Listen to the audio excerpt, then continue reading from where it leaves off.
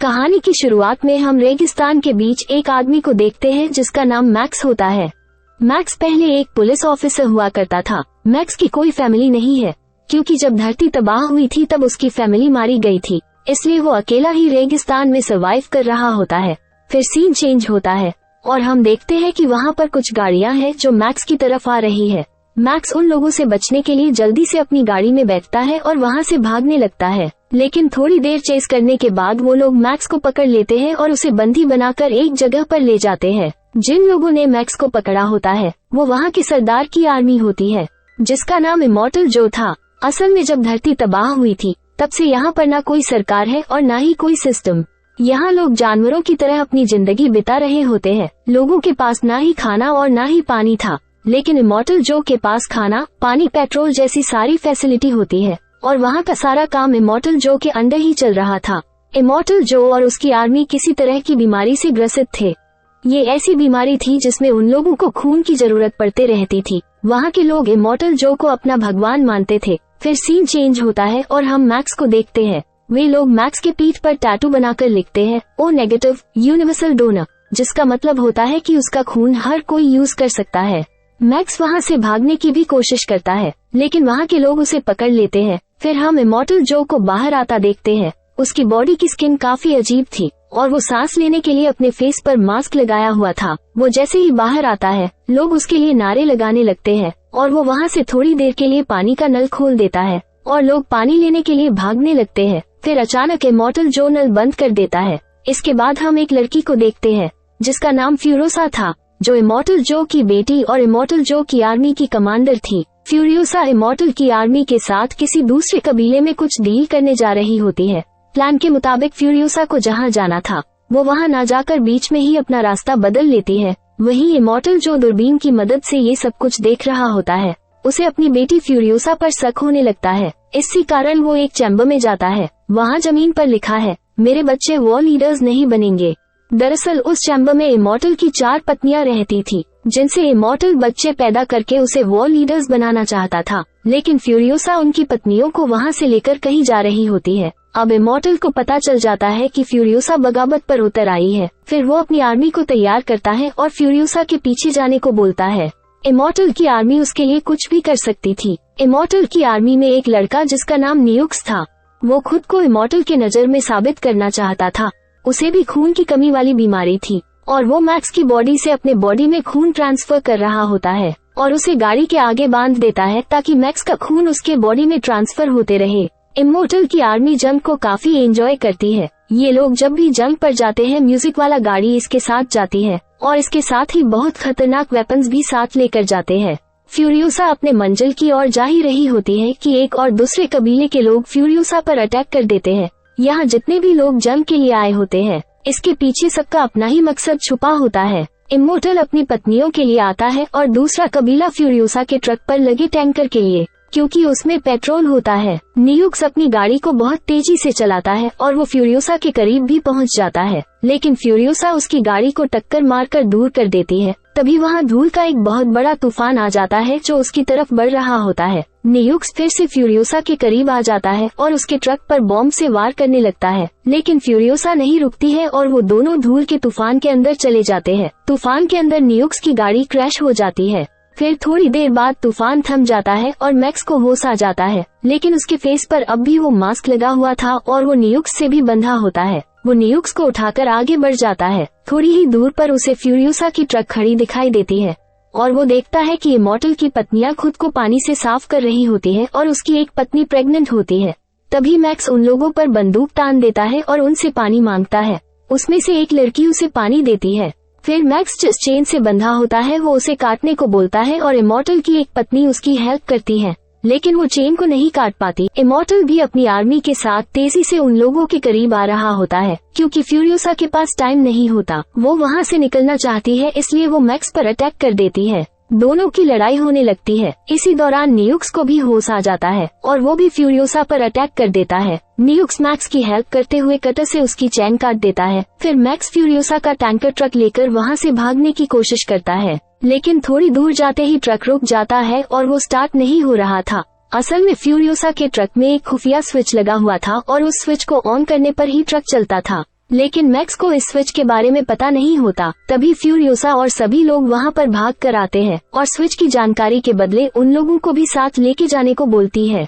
लेकिन मैक्स बोलता है कि वो सिर्फ फ्यूरियोसा को साथ लेकर जाएगा, क्योंकि इमॉर्टल अपनी पत्नियों की वजह से उनका पीछा कर रहा है, और जब इमॉर्टल को अपनी पत्नियां मिल जाएगी तो वो उसका पीछा नहीं करेगा। लेकिन फ्यूरियोसा इस बात से इनकार कर देती है। वो कहती है, मैं एक सेफ प्लेस के लिए जा रही हूँ जहाँ पर हरियाली है और लाइफ पॉसिबल है। ये बात सुनकर मैक्स फ्यूरियोसा की बात को मान लेता है और वो लोग वहाँ से फौरन भाग जाते हैं। इमॉर्टल की आर्मी अब भी उसका पीछा कर रहा होता है। इसी दौरान मैक्स अपने फेस से वो मास्क हटा लेता है। फिर हम देखते हैं कि नियुक्स भी उस ट्रक में चोरी चुपके घुस गया है और फ्यूरियोसा पर अटैक कर देता है। इमॉर्टल की पत्नियां फ्यूरियोसा की मदद करती है और नियुक्स को ट्रक से फेंक देती है। फ्यूरियोसा तेजी से ट्रक चला रही होती है और माउंटेन वाले रास्ते पर आ जाती है। तभी मैक्स इमॉर्टल की पत्नियों को ट्रक में नीचे छुपा देता है, क्योंकि उस माउंटेन वाले एरिया में बाइकर्स का एक कबीला रहता है जिनसे फ्यूरियोसा ने डील करी होती है कि वो उन लोगों के लिए पेट्रोल लेके आएगी और बदले में वो लोग उसे सेफली जाने देंगे और वे लोग माउंटेन वाले रास्ते को ब्लॉक कर देंगे ताकि इमॉर्टल और उसकी आर्मी के लिए रास्ता बंद हो जाए। लेकिन जब बाइकर्स कबीले का सरदार इमॉर्टल की इतनी बड़ी आर्मी को आता देखता है तो वो फ्यूरियोसा पर गुस्सा करता है। वो फ्यूरियोसा से कहते हैं कि हमने सोचा था कि थोड़े से लोग आएंगे, लेकिन ये तो बहुत बड़ी आर्मी है। अब यहाँ फ्यूरियोसा को अपनी डील खतरे में नजर आ रही होती है। वो पहले ही मैक्स को सब कुछ बता चुकी थी कि आगे क्या करना है। जब फ्यूरियोसा को खतरा महसूस होता है तब वो मैक्स को इशारा करती है और मैक्स वहाँ से ट्रक लेकर भाग जाता है। बाइकर्स के कबीले के लोग वहाँ ब्लास्ट कर रहे होते हैं ताकि इमॉर्टल की आर्मी आगे न आ पाए, और फिर बाइकर्स कबीला फ्यूरियोसा का पीछा करने लगता है क्योंकि उसे शक हो जाता है कि गाड़ी में पेट्रोल के साथ कोई और कीमती चीज है जिसके लिए इमॉर्टल की आर्मी यहाँ तक आई है।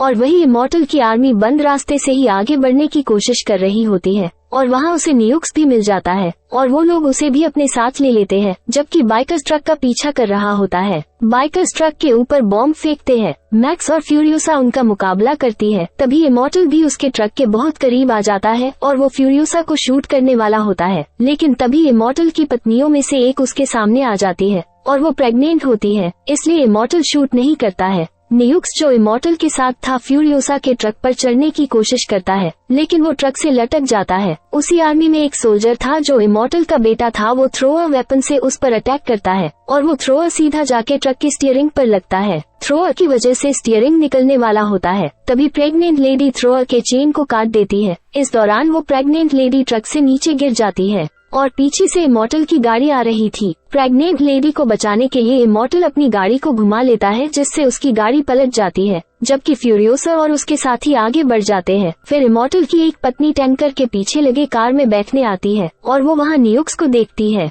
नियुक्स काफी उदास और मायूस था क्योंकि वो इमॉर्टल को खुश नहीं कर पाता है, लेकिन इमॉर्टल की वाइफ नियुक्स को रिलैक्स करती है और फिर नियुक्स फैसला करता है कि वो उन लड़कियों की हेल्प करेगा। वही दिन ढलता है और रात हो जाती है और मैक्स गाड़ी चला रहा होता है। तभी फ्यूरियोसा मैक्स को बताती है कि जब मैं छोटी थी तब वो अपनी फैमिली के साथ एक हरे भरे जगह पर रहती थी। वहाँ काफी ग्रीनरी थी, इसलिए उस जगह का नाम ग्रीन एरिया था। फिर उस जगह पर इमॉर्टल अटैक करता है और उसके माँ बाप को मारकर उसे अडॉप्ट कर अपने साथ ले जाता है और बोलती है कि मैं अपने लोगों के पास जाना चाहती हूँ ताकि इंसानों वाली जीवन जी सकूं। फिर वो लोग ऐसी जमीन से गुजरते हैं जहाँ दलदल था। वो सारी जमीन दलदली थी और उनका टैंक ट्रक फंस जाता है।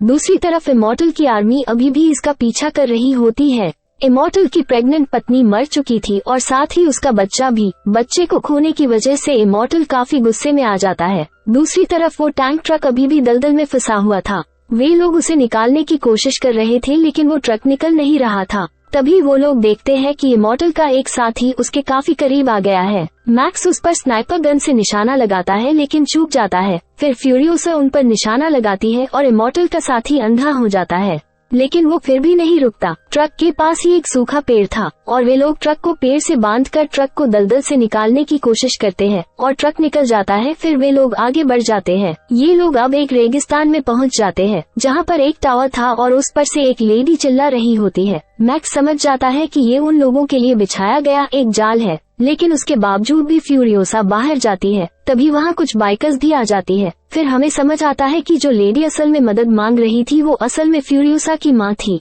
वहाँ पर एक बूढ़ी औरत के पास कुछ बीज था। ये बीज दुनिया के आखिरी फल और सब्जी के बीज थे, लेकिन उनके पास ऐसी कोई भी जमीन नहीं थी जहां उन बीजों को उगा सके। फ्यूरियोसा काफी उम्मीद लेकर यहाँ आई थी कि यहाँ पर ग्रीनरी होगी, लेकिन जब फ्यूरियोसा देखती है कि यहाँ की जमीन भी बंजर हो चुकी है तो वो काफी उदास हो जाती है। वो रोती और चिल्लाती है। फ्यूरियोसा की माँ उसे बताती है कि जिस दलदल एरिया से तुम आई हो असल में वो ही पहले ग्रीन एरिया था। रेडिएशन की वजह से वो भी अब बंजर हो गया है। रात को ये लोग डिसाइड करते हैं कि इन बीजों और सारी लड़कियों को एक ऐसी जगह पर लेकर जाएंगे जहां लाइफ पॉसिबल हो, यानी जहां ग्रीनरी हो। मैक्स अब फ्यूरियोसा को गुड बाय कहता है क्योंकि वो अब अपने अलग सफर पर जाना चाहता था। अगली सुबह वो लोग मैक्स को एक बाइक देते हैं और खुद भी बाइक्स पर बैठकर वहां से निकल जाते हैं। लेकिन तभी मैक्स को उसकी मरी हुई फैमिली की विजन आने लगती है, जो मैक्स से कहती है कि फ्यूरियोसा और उनके साथियों की हेल्प करो। और फिर मैक्स का इरादा चेंज हो जाता है और वो उन लोगों के पास पहुंच जाता है। मैक्स फ्यूरियोसा को समझाता है कि जिस तरफ तुम जा रही हो वहाँ रेगिस्तान के अलावा कुछ नहीं है। अगर तुम नई जिंदगी स्टार्ट करना चाहती हो तो उसी जगह पर वापस जाओ जहाँ से आई हो, मतलब इमॉर्टल के किले पर। वहाँ पर पानी है और हरियाली भी। एक बार हमने उसे कब्जे में ले लिया तो सब कुछ हमारा हो जाएगा। मैक्स की बात से सारे लोग सहमत होते हैं और टैंकर ट्रक के साथ वो उसी रास्ते पर वापस चल देते हैं। रास्ते में जाते हुए इमॉर्टल उसे देख लेता है और समझ जाता है कि वो लोग किले पर कब्जा करना चाहते हैं। इमॉर्टल जो अपने आर्मी के साथ उसका पीछा करना शुरू कर देता है। मैक्स और फ्यूरियोसा उसके कई आदमियों को मारते हुए आगे बढ़ रहे होते हैं।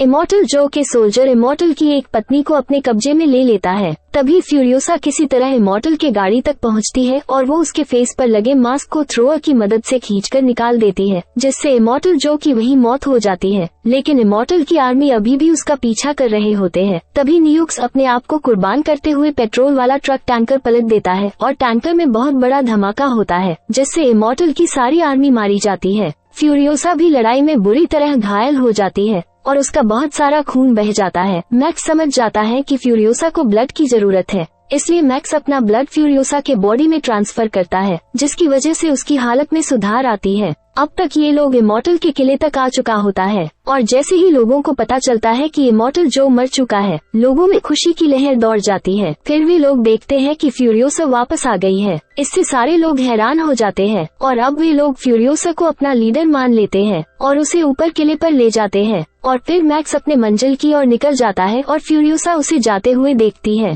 ये दोनों एक दूसरे को आंखों ही आंखों से गुड बाय बोलते हैं। फिर हम देखते हैं कि वहाँ काफी पानी और ग्रीनरी है और वहाँ के लोग फ्यूरियोसा को अपना लीडर बनाकर खुश हैं। और ये मूवी यही खत्म हो जाती है।